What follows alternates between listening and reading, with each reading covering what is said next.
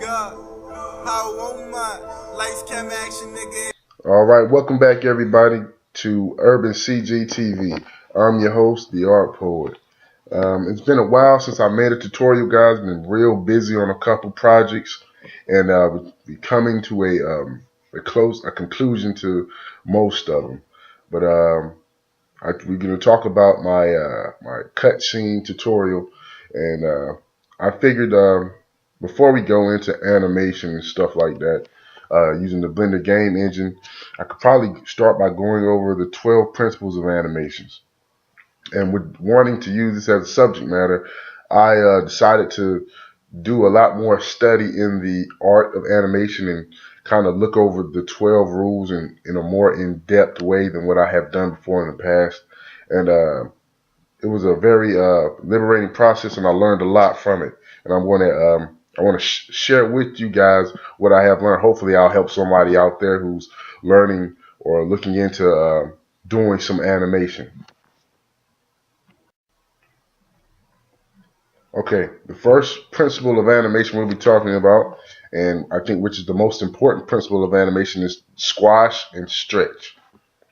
The purpose of this is to give a sense of weight and flexibility to an object.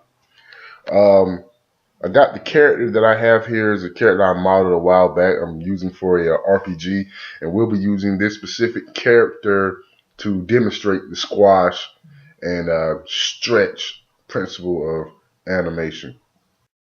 Okay, from here I've gone into pose mode, and I begin posing the model to represent the squash and stretch. First is the squash. Um, I'm starting to pose the character as if he's bending down, because the ultimate goal is I want him to jump, like one of those power jumps. One of those power jumps you see in games. But before he can even do anything as far as propelling to the air, he has to gather himself. And first start, we're gonna pose him in a squatting like state where he's readying his body to propel himself into the air. Once the model is posed, or I got him in the position that I want him in, I hit I on the keyboard, and I do location rotation scale. Once I got the squash pose out of the way, I'm starting to work my way onto the stretch part. As you can see, I'm stretching the model as if he's jumping in the air. Like I said, it was going to be one of those big game jumps that you'll see in a lot of action adventure games. And once I get the pose that I want, I hit I, location rotation scale, and we're going to work on to the final pose. As I'm posing the model, I'm using a lot of the grab button and also the rotation button, which is R, and the grab button is G, to move the model in certain positions that I want it to be in.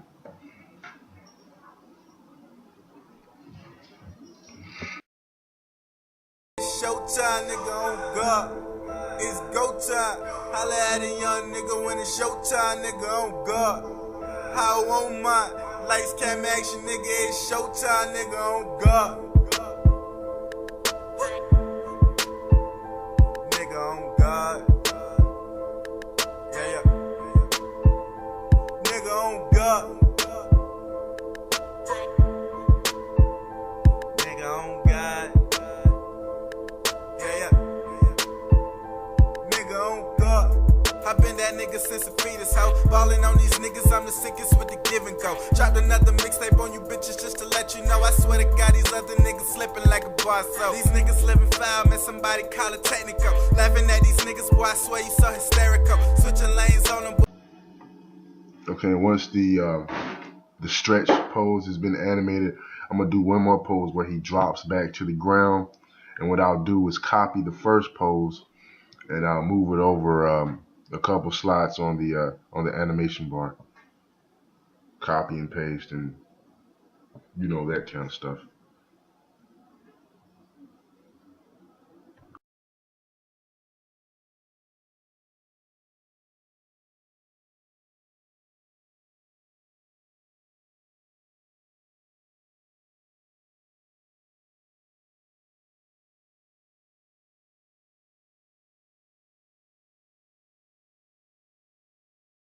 I'll go over it a little bit, make sure we understand what they're seeing here. Okay, the first pose you see is squash. Then he propels himself, and there's the stretch. It creates the realism and what we're looking for in realistic animation. Alright, that's it for today, guys, and stay tuned for principle number 2, anticipation.